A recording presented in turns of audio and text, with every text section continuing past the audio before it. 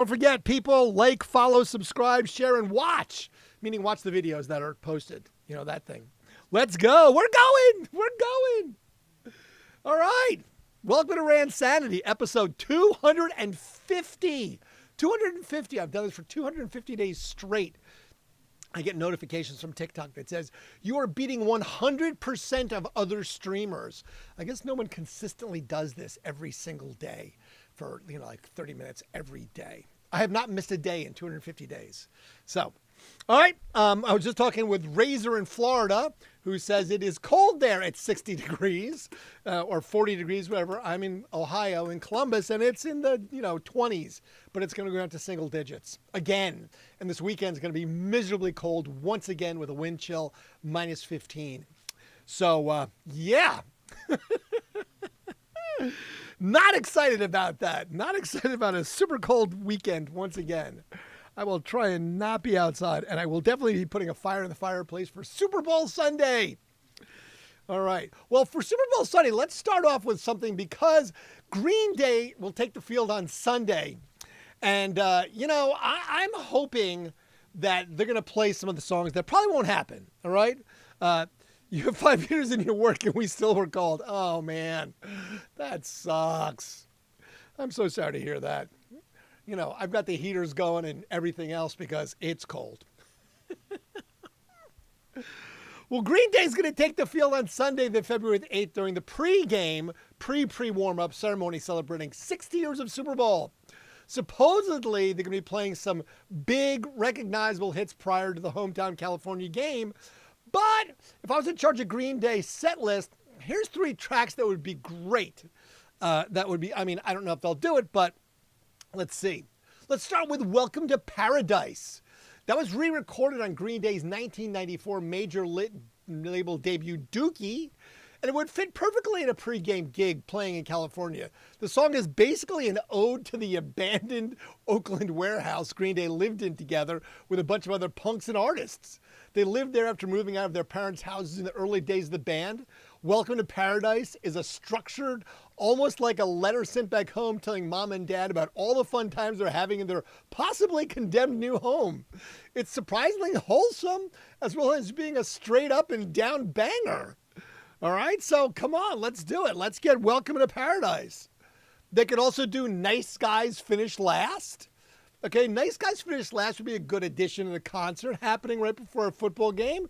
It's so perfect, Green Day wouldn't do it. But if they do, it's just be right on the nose. Unless Green Bay was in the Super Bowl, then it's just paying homage to the music video. As it stands, performing Nice Guys Finish Last might be taken as some form of disrespect when the pregame ceremony is specifically honoring 60 years of MVPs. But what other joys do we have to hold on to if not poking fun at football gets taken away? Lastly, they could do Holiday. I mean, it is controversial, it's definitely a long shot, and it's probably inappropriate. Despite all that, I would pay Green Day good money to perform Holiday at the Super Bowl pregame. My sincere hope is that they somehow find the negative numbers in the bank account and say, all right, don't worry, kid, we got this one on you. Maybe they'd affectionately ruffle my hair like one does to an endearing, precocious youth. Then they'd head out the stage and blast the faces of every single football fan in attendance. Maybe that's just wishful thinking, but there's probably no way the NFL would sign off on Holiday in the set list either. Still, can you really fault the dreams? More accurately, for my scheming and bribery? Anyway, just admit you want to play Holiday too. I can always tell. So that would be 3 great songs that we could see if Green Day actually play on Sunday. I doubt they'll play any one of those 3, but hey, it's worth a shot, right? At least let's have Welcome to Paradise. We'll see. Cold enough. Cold enough. We'll see how cold it is on Sunday out in California. Cali. I'm going back to Cali. I don't think so. All right, speaking of Cali, let's jump in and talk, just before we get onto the history stuff, let's talk a little about the Foo Fighters. This just dropped out. The Foo Fighters have teased new music with some social media snippets, and it sounds pretty intense. They dropped a social media post teasing a new music, and it sounds like the band is really digging into their rock and roll roots. It's been almost 2.5 years since the last Foo Fighters album, but here we are, 2023. The band seems close to unleashing their next, as these new intense snippets they've dropped on social media indicate.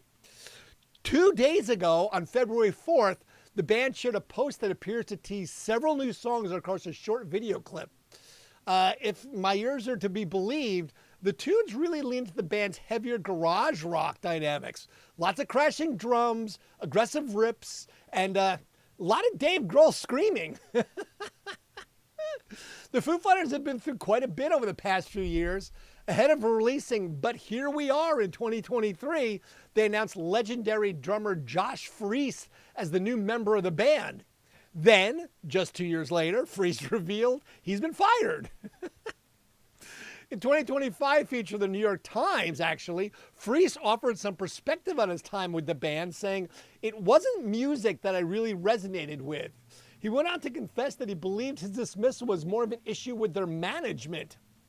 Same management they've had for a long time. And actually had nothing to do with the members of the band. Subsequently, Freese ended up rejoining Nine Inch Nails, and Nine Inch Nails drummer Ilian Rubin joined the Foo Fighters, which is actually kind of the wildest drum swap moment in the history of rock music, at least as of late. So it seems the Foo have been ramping up for some new music for the past couple of years, and even dropped a cover song last summer before releasing the new original track later in the fall. This year, they'll hit the road for some shows over the summer. So we're going to see them in what? They're going to start, it looks like, August 4th in Toronto. Then they'll hit Detroit, Chicago, Soldier Field. They're going to go to Cleveland, 8-10 in Cleveland. I think I'm going.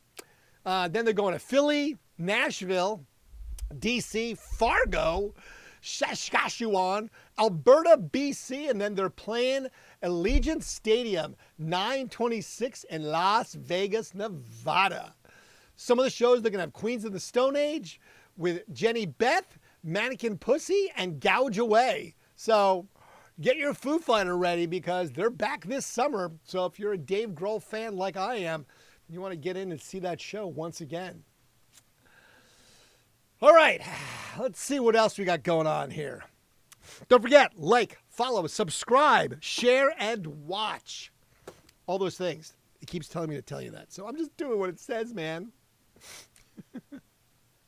Last night, I do have to tell you, I found one of the funniest things I was talking about last night. I was talking about, move over, Dad Rock. The cigarette mom has arrived, and she's waiting for you to get your coat and meet her out on the back porch for a smoke. Cigarette mom! I love that. Cigarette mom rock instead of dad rock. That is my new favorite expression. I am totally going to live with that. All right, let's go back into time. Hit the time machine and go back and back. Way back, way back.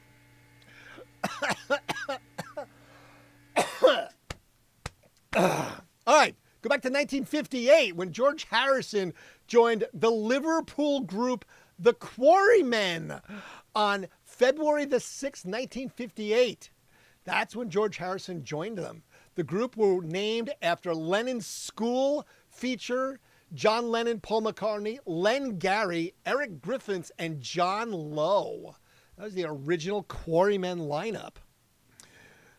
You're from California? Nice. All right, fan. So how's the weather in California? We were just talking with someone who is in Florida, and they're saying it's ridiculously cold there. Iguanas are falling out of trees. So what are we getting in California this week? Something exciting, I hope. I'm excited for California. And what is the temperature in California and where in California? You know, California. You're from California? California? I don't know where is. What location? Columbus, Ohio. Columbus, Ohio. That's it. Columbus. Hello, Jessica Waterman. All right. See where it's going. Keep going. Keep going. Let's go. Let's go. Back.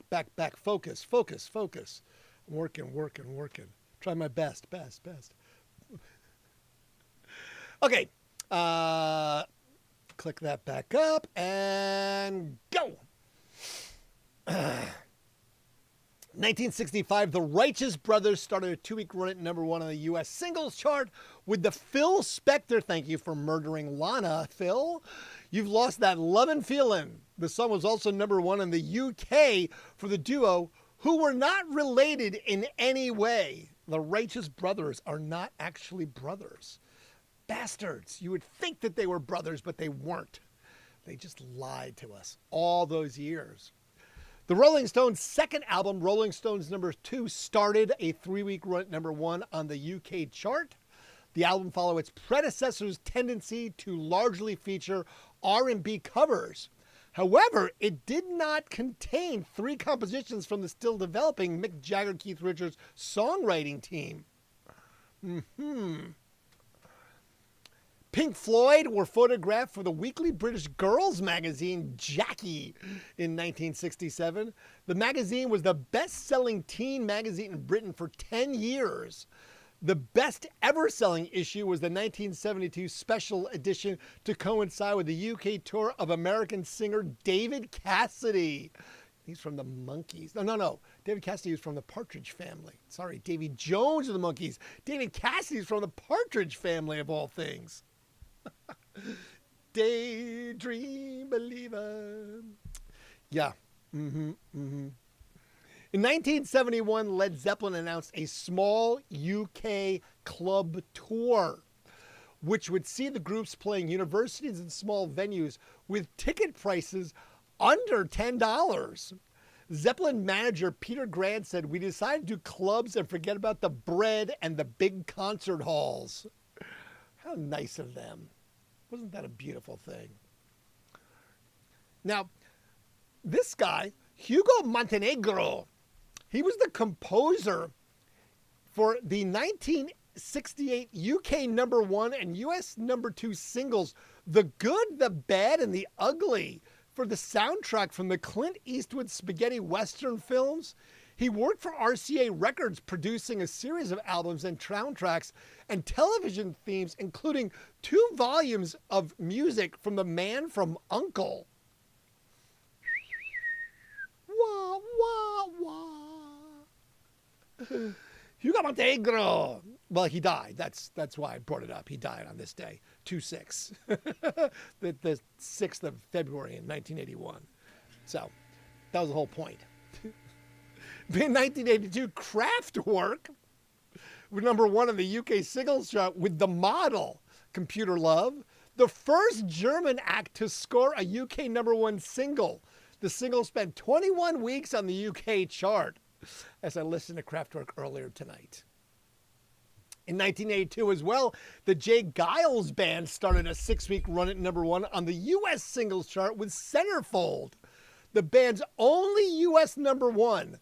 A #3 hit in the UK, the band's album Freeze Frame started a 4-week run at #1 in the US album charts on the same day. Centerfold. Wow, from 1982. I can't believe it's that old.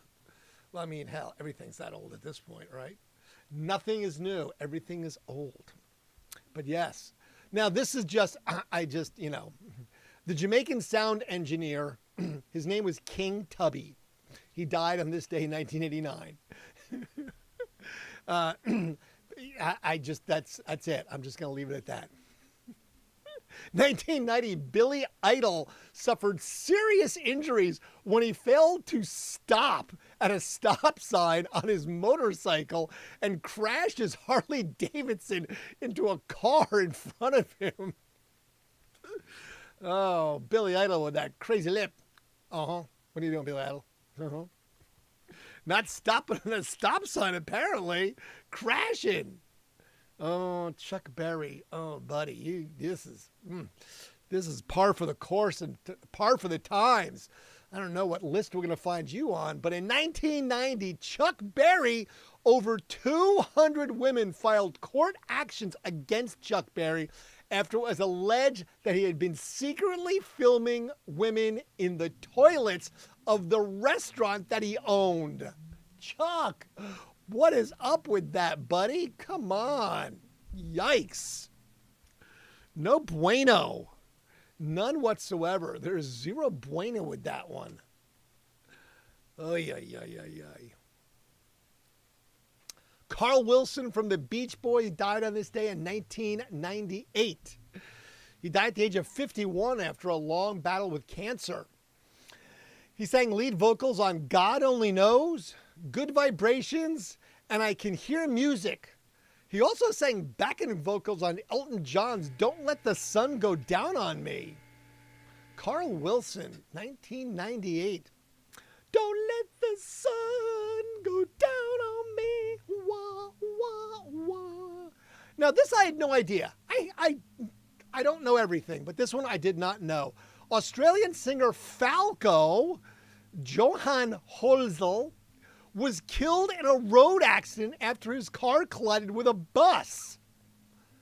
He scored the 1986 UK and US #1 single Rock Me Amadeus, making him the first ever Australian actor to score a UK and US #1 hit single. I was like, when it said Falco, I'm like, right, Rock Me Amadeus. I totally remember that song, but I did not know he got killed. Had no idea. That's crazy. 1998, Falco killed by a bus of all things. Yishka. 2001, the drama continues with the Eagles. Guitarist Don Felder was fired from the Eagles. He later would launch a $50 million lawsuit against drummer Don Henley and Glenn Frey, alleging wrongful termination and breach of implied in-fact contract. Henley and Frey then countersued Felder for breach of contract, alleging that Felder had written and attempted to sell the rights to a tell-all book. Both parties settled out of court for an undisclosed amount. He said, she said, blah, blah, blah, pay me, bitch. That's all the way it works, right? 2005, Eminem was at #1 on the UK singles chart with Like Toy Soldiers. Eminem's 6th #1, taken from the album Encore. The track features samples from Toy Soldiers by Martika and 50 Ways to Leave Your Lover by Paul Simon. Paul Simon, of all things. Huh. What's up, Wicca da producer? How we doing tonight? No, we're not going to do that one. Britney. 2008, a Los Angeles judge issued a restraining order against Britney Spears' manager after her mom made the request to the court. Lynn Spears claims that Sam Lufty had drugged the troubled pop star and interfered with her finances. In a 6-page declaration, Lynn Spears says Mr. Lufty moved into Britney's home and had purported to take control of her life, home, and finances. Her declaration focused on the night of 28th of January, a few days before the Grammy-winning superstar was admitted to a hospital for mental evaluation. Oh, Britney. Life's tough for Britney. 2008 also, Feist won the 7th annual Shortlist Music Prize, America's version of the Mercury Prize. The Canadian singer-songwriter won for her album The Reminder, which included the song 1, 2, 3, 4 used in an Apple iPod advertisement. Feist was also nominated for 4 Grammy Awards, including Best New Artist. Yes, I liked Feist. Very much so. Let's see. 2013, Parallel Phone was purchased by Warner Music. Basically, the former part of EMI Music from Universal Music for $765 million. The Parlophone label group also included the Chrysalis and Ensign labels, but the Beatles part of the Parlophone was exempt from the sale. No Beatles catalog, and they paid almost $1 billion for it. Crazy shit. That's all I can tell you. That's some serious jack, ladies and gents. 2014, Nirvana's pilot error. I know, not paying attention. Let the camera expire. I'll fix it. I'm getting it back. There we go. Back in action. Another camera. There it is. 2014, Nirvana's Smells Like Teen Spirit was named as the greatest song of all time by NME. Smells Like Teen Spirit was the last song written for Nirvana's breakthrough album Nevermind, which was released in 1991. The rest of the top 5 tracks were 5 was Last Night by the Strokes. Number 4 was How Soon Is Now by the Smiths. Number 3, I Feel Love by Donna Summer. Number 2, Love Will Tear Us Apart by Joy Division. All right, I could go with all of those. I like every one of those songs. So all of those work. I find no hate with any of those songs. Nope. Just death. So, I don't know about this one. 2017, U.S. tax court judge Mark Holmes had always been puzzled by the rap at the end of Michael Jackson's Thriller.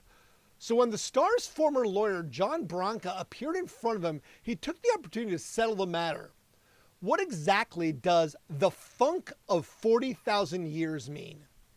Karma, answered Branca. The exchange came during the first day of a trial looking into Michael Jackson's debts to the taxman.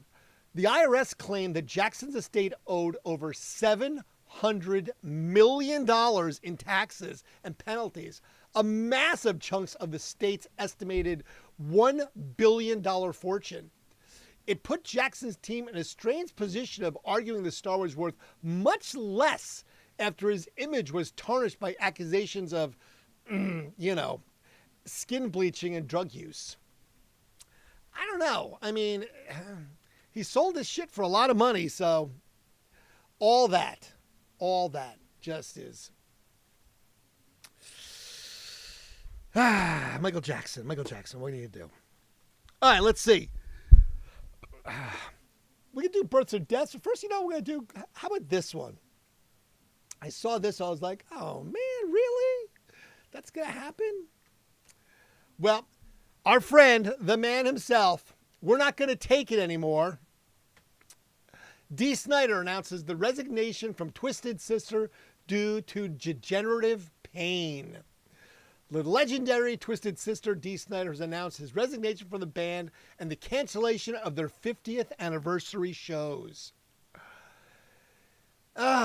Dee announced the resignation as the longtime frontman of the iconic heavy metal band Twisted Sister. In a post statement on their website sharing the news with fans, they've also canceled all of their shows for their upcoming 50th anniversary. Due to a sudden and unexpected resignation of Twisted Sister's lead singer, Dee Snider, brought on by a series of health challenges, the band has been forced to cancel all shows scheduled. The statement began, dated yesterday, February the 5th, 2026. The post concluded, the future of Twisted Sister is to be determined in the next several weeks. Twisted Sister's statement was signed off by band members J.J. French and Eddie Ojada. The band also posted the statement to their Instagram and Facebook profiles where fans flocked to leave messages of support. One fan on Facebook referenced Ozzy Osbourne and his death a little more than 2 weeks after his farewell show. They commented, Ozzy gave up the last of his life force for one final performance. We cannot and should not expect that of everybody. Oh, damn. Come on, Dee. Throwing down the gauntlet right there. Ugh. An additional statement from Snider himself and the band explains the health challenges Snider has been facing. Allegedly, he's kept his condition secret from the public for years, but canceling the reunion show has forced him to disclose the details. A lifetime of legendary, aggressive performing has taken its toll on Dee Snider's body and soul.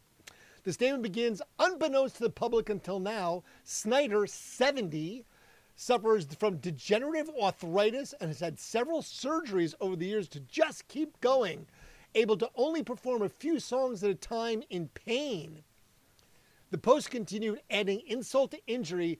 Dee has recently found out the level of intensity he has dedicated to his life work has taken its toll on his heart as well. He can no longer push the boundaries of rock and roll fury like he's done for decades. In conclusion, the statement included an addition from Dee Snider. I don't know of any other way to rock, he said. The idea of slowing down is unacceptable to me. I'd rather walk away than be a shadow of my former self. Ending on a sad note for the legendary rock star. The statement concluded, in the immortal words of Dirty Harry, a man's got to know his limitations. Sadly, D. Snyder now knows his. Wow. D. Snyder, we're not gonna take it. No, we ain't gonna take it. We're not gonna take it anymore.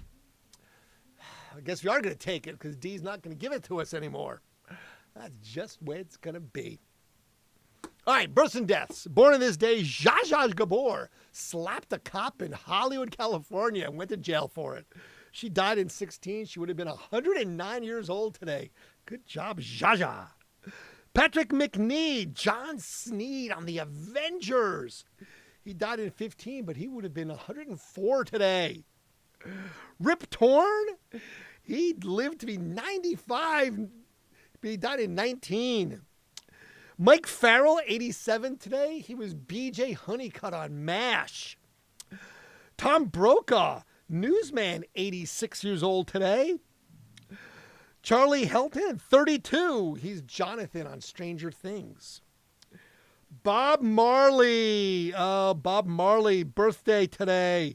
He would have been 81 if he had survived. He died back in 81, as a matter of fact. We be jamming. Bob Marley, ladies and gentlemen. John Ghostly from the Kinks. He was the keyboardist. He died at the age of 70. He would have died at the age of 78. Died in 23.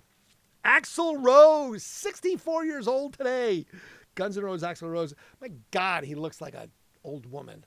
I swear. I saw another picture. I'm like, good Lord. I was like, what is all that drugs that did that to you? I mean, wow, bro.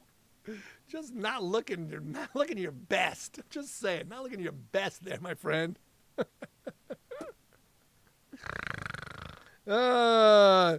Let's see. Gordon Downey of the Tragically Hip would have been 62 today. From the 100th Meridian. Great Canadian band. Died in 2017. And Rick Ashton. We talked about getting Rick rolled last night, as a matter of fact. He's 60. Never gonna give you up. Never gonna let you down. Rick rolled. Death's Danny Thomas. Comedian Danny Thomas died at 79 in 1991. James Whitmore. Oh, you know who that is, don't you? That was Brooks from the Shawshank Redemption. He lived to be 86 and died in 2009. And Professor Irwin Corey. He was in the movie Car Wash and a whole bunch of crazy skits. He lived to be 102 years old. But he died in 2017. That's nuts. Lastly, tonight, 2014, 12 years ago tonight, on the 6th of February, was the last Late Show with Jay Leno. Good old Jay Leno. He doesn't look so great either. Got to stop working on cars, man. The guy's like burned himself and everything else. I know he's a car guy, but man, got to cut that shit out. T-Rex. We talk about T-Rex all the time. Are you in the band Tony Rex? T-Rex? Tyrannosaurus Rex? It's a great band. But I don't know. It could be that's why you're T-Rex. I never know. I just don't. All right, well, Razor told me it's freezing in Florida. So iguanas are falling out of trees. He had not witnessed one personally, but yes, 40 degrees. It's colder here. It's cold as shit here. So it's in the 20s. Supposed to go into single digits again. Miserable cold. Not happy about it, just so you know. I'm not digging this winter. It doesn't seem to stop. It just keeps going. Supposed to have another cold streak coming up. Single digits this weekend. Just ridiculous. Ridiculous. I feel like I'm getting rick-rolled by the weather. Sarah! Let's see. Rob McManus. Official. Rob McManus. Now that sounds like Rob McManus. Sounds like a Scottish weightlifter. I'm Rob McManus, you bastards. If it's not Scottish, it's crap. Anyway, all right. Well, on that note, it's Friday night. I'm going to go. I've done my thing. I'm going to go do my thing and get ready to do tomorrow and then get ready for the weekend. We got the Super Bowl on Sunday. Get your gambling hats on. No, I don't gamble, actually. Not a gambler. Just not my thing, man. But besides that, you guys have a great, great weekend. Try not to get too frozen if you're somewhere cold like me. And I will do my best to bring you all the news and new stuff tomorrow. Once again. All right? So if you have any questions, comments, concerns, feel free to come back because we do this every night at 11 p.m. right here. Same bat time, same bat channel. All right?